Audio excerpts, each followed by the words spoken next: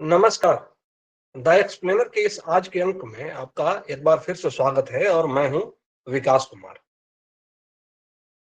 आज हम बात करने वाले हैं बुलडोजर के बारे में। दोस्तों, कॉन्टेक्स्ट तो आप समझ ही गए होंगे।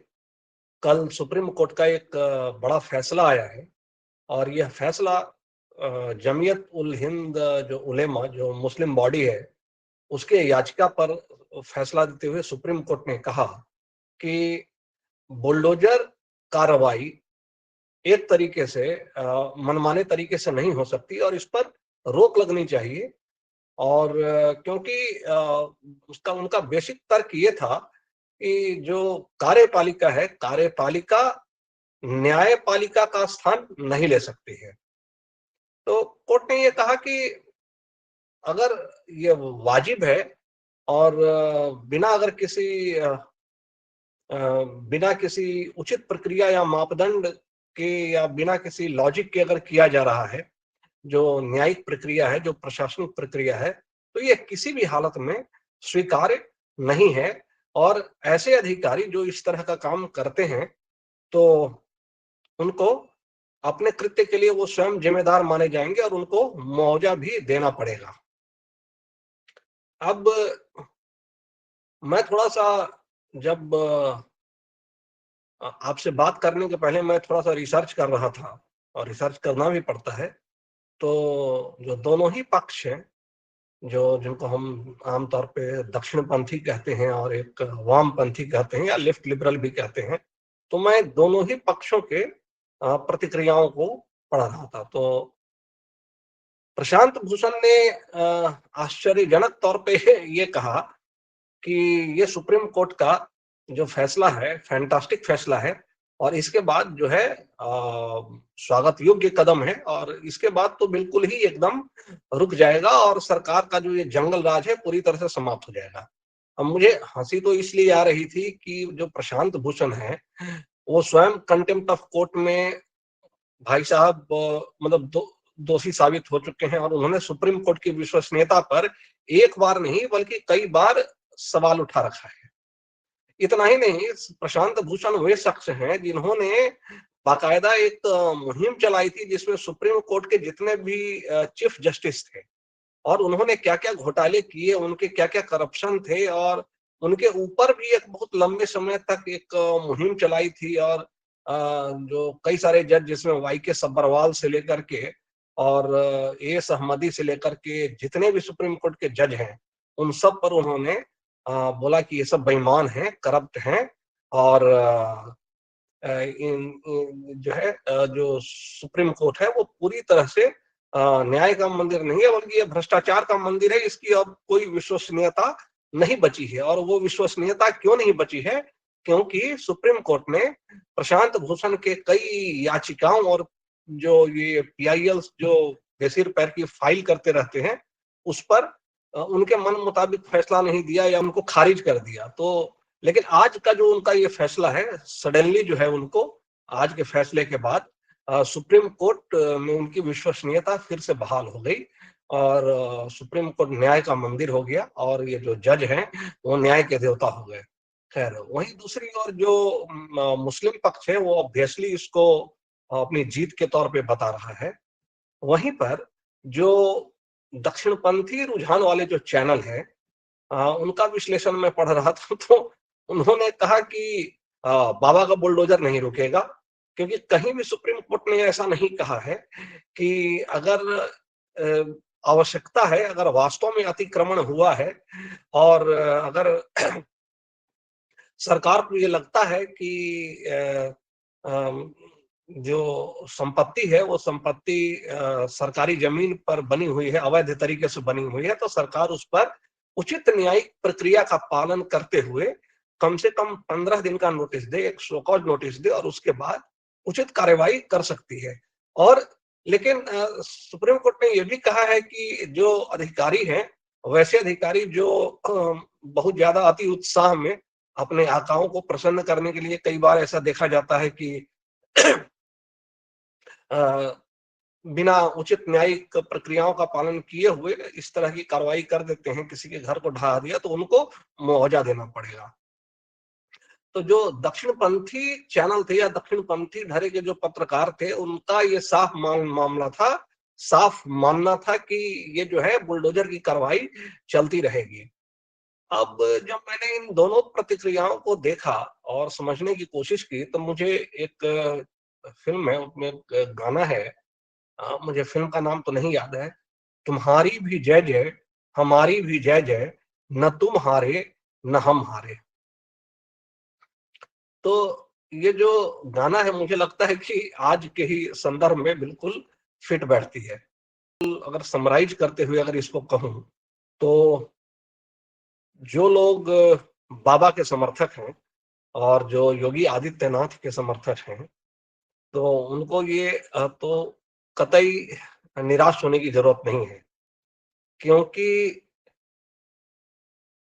सुप्रीम कोर्ट ने ऐसा कहीं नहीं कहा है, बल्कि जो फैसले का जो 91 पॉइंट नंबर है, उसमें क्लियर कर दिया है कि अगर किसी तालाब की ज़मीन, सरकार की ज़मीन या के है, या रोड बनाने या पुल बनाने या कोई इस तरह के विकास कार्य हैं और उसमें अगर कुछ अवैध निर्माण हुआ है या सरकार को जरूरत है, तो सरकार बिल्कुल कार्रवाई कर सकती है, लेकिन उचित तरीके से जो न्यायिक प्रक्रिया है उसका वो पालन करे। और दूसरी बात ये है कि अ, हमें ये भी देखना पड़ेगा कि आज जो लोग हाय तौबा मचा रहे हैं, तो उनको भी बड़ा क्लैरिटी होनी चाहिए कि जो भी ये कार्रवाइयां अभी तक हुई हैं, वो भू माफियाओं के खिलाफ ही हुई हैं ज्यादातर। हो सकता है कि अगर 15,000 से ज्यादा अगर मामलों में अगर कार्रवाई हुई है, अतीक अहमद और मुख्तार अंसारी जैसे लोगों के खिलाफ अगर उनकी संपत्तियां और उनके घर अगर गिराए गए हैं, तो ऐसे कई सारे मामलों में हो सकता है कि कुछ मामलों में सरकार से गलती भी हुई हो, और अगर गलती हुई है और किसी गरीब के घर का अगर वो जबरदस्ती गिरा दिया गया है, तो इसमें कोई दो राय नहीं है कि उसके उसका पूरा परिवार सफर करता है, पूरा परिवार उसका पीड़ित होता है, क्योंकि घर जो सर पे छत है वो हर आदमी का मौलिक अधिकार है, और हर किसी का ये एक जीवन भर की एक जमा पूंजी लगा करके वो अपना घर बनाता है, और उस घर को अगर ढहा दिया जाए, वो भी गलत तरीके से बिना किसी गलती के, तो निश्चित रूप से जो अधिकारी हैं या जो प्रशासन है, उस पर तो कार्रवाई होनी ही चाहिए, क्योंकि ये कार्रवाई नहीं है, फिर वो दमन की कैटेगरी में आएगा। लेकिन जो योगी आदित्यनाथ की सरकार है, क्या सोचने वाली बात यह है कि क्या अभी तक ऐसा हुआ है कि जो इस तरह की प्रॉपर्टीज हैं, उसको बिना किसी प्रक्रिया के गिरा दिया गया हो? नहीं, ऐसा बिल्कुल नहीं है। सरकार के वकील ने बिल्कुल ये साफ कर दिया कि जो अभी तक जो भी संपत्तियां गिराई गई हैं, वो लोगों को चिन्हित करके बाकायदा उनको नोटिस दे करके उसके बाद ही कार्रवाई की गई है, और ऐसा कोई भी मामला नहीं है जिसमें बिल्कुल मनमाने और मनमर्जी से इस तरह का कार्य किया गया हो। और इस बात पर मैं अपनी अभी एक बात भी मैं साझा करना चाहूँगा।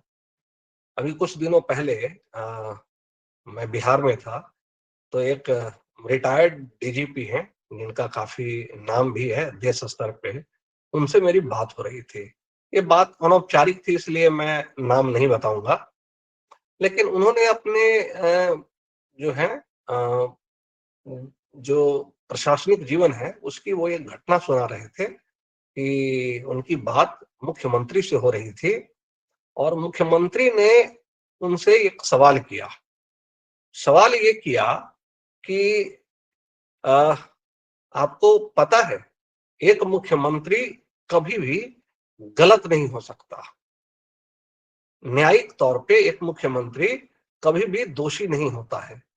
वो दोषों से परे है। तो डीजीपी साहब ने पूछा, हम ये कैसे? ज़रा इसको आप एक्सप्लेन करिए। तो मुख्यमंत्री ने कहा कि देखिए, जो एक मुख्यमंत्री के दोषी सिद्ध होने की जो प्रक्रिया है, वो बड़ी जटिल है। क्योंकि मुख्यमंत्री का अकेला तो फैसला होता नहीं है। वो फैसला होता है कैबिनेट का। तो उसे दोषी सिद्ध करने के लिए, यानी उसके गिरेबान पर हाथ डालने से पहले जो कैबिनेट के जो दूसरे जो मंत्री हैं, जो दूसरे लोग हैं, उनके गिरेबान पर हाथ डालना पड़ेगा, उनको पकड़ना पड़ेगा।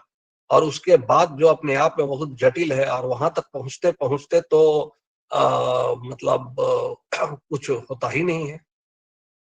तो पहले सबको सिद्ध करना पड़ेगा, पहले अधिकारियों को दोषी सिद्ध करना पड़ेगा, फिर मंत्रियों को, यानी जो कैबिनेट के मेंबर्स है, चूंकि वो सिग्नेचरी होते हैं, तो उनको भी दोषी सिद्ध करना पड़ेगा, तब जाकर के मुख्यमंत्री, जिसकी बहुत दूर दूर तक संभावना नहीं है कि वो दोषी सिद्ध हो पाएगा।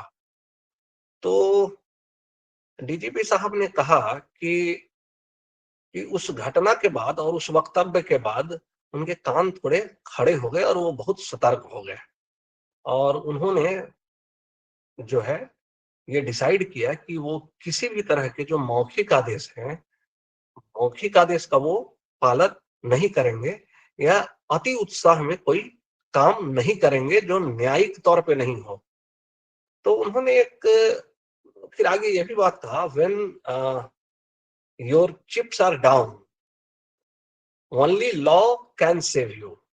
यानी जब आप क्राइसिस सिचुएशन में हो, कोई अगर ब्यूरोक्रेट हो, अगर कोई क्राइसिस सिचुएशन हो, इसमें आपकी गर्दन एकदम बुरी तरह से फंस गई हो, तो सिर्फ कानून ही आपका सहारा दे सकता है। कहने का मतलब ये हुआ कि अगर कोई ब्यूरोक्रेट अपने आकाओं को प्लीज करने के लिए अगर मनमाने तरीके से काम करता है, अगर उनके मौखिक आदेशों का पालन करता है और उचित न्यायिक प्रक्रिया का पालन न करते हुए कार्रवाई करता है, तो भैया आपको ये समझना पड़ेगा कि जो नेता है, जो आका है, आका का तो कुछ नहीं होना है, वो तो कभी दोषी सिद्ध नहीं होंगे, वो तो चले जाएंगे। और जब कानून के तौर पे जब बात पहुंचेगी, तो चूंकि वो आदेश मौखिक होते हैं, या आपके जो कृत्य हैं वो उनको प्रसन्न करने के लिए किए जाते हैं, तो वो तो सीधा मुकर जाएगा।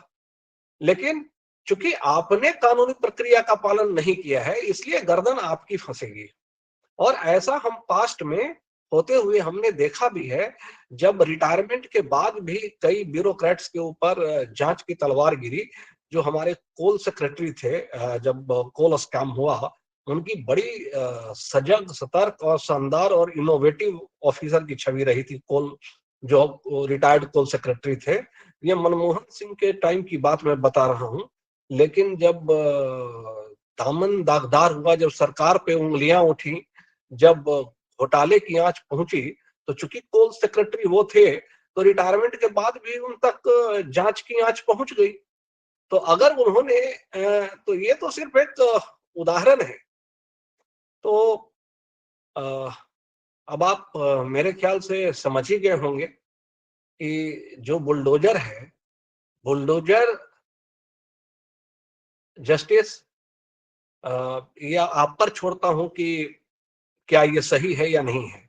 लेकिन आपको ये समझना आपके लिए भी जरूरी है कि अगर आज आप बुलडोजर से किसी का अगर गलत तरीके से धर्म के आधार पे या जाति के आधार पे या किसी रंजिश के आधार पे अगर किसी का घर गिरा दिया जाता है, तो उस घर में सिर्फ उस व्यक्ति को सजा नहीं मिलती है, बल्कि जिन लोगों की कोई गलती नहीं है उनको भी सजा मिलती है। वो पूरा परिवार सड़कों पर आ जाता है। और अ, ये जो सत्ता का चक्र है, सत्ता किसी की नहीं होती है। सत्ता आज इनके पास है, सत्ता कल उनके पास है। तो आज अगर मान लीजिए कि जिस चीज पर आप जश्न मना रहे हो सकता है कि सत्ता परिवर्तित हो जाए और फिर दूसरे की सरकार बन जाए, या फिर वो अगर अ, आपको बदले की भावना से कार्रवाई करने लगे।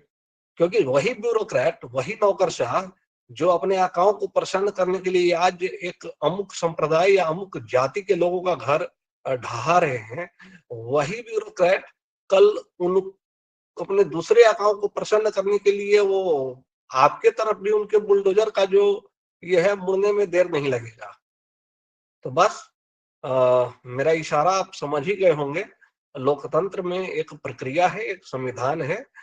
तो हर किसी को, चाहे वो नौकरशाह हो, चाहे हम हो, चाहे आप हो, चाहे वो सरकार हो, उसको एक जो कानून है, कानून का पालन करते हुए ही आगे बढ़ना है। और बस आज इसी के साथ मैं विराम लेता हूँ। कल फिर बात करेंगे, किसी और टॉपिक पे बात करेंगे। तो इजाज़त दीजिए। नमस्कार, जय श्री राम, जय हिंद।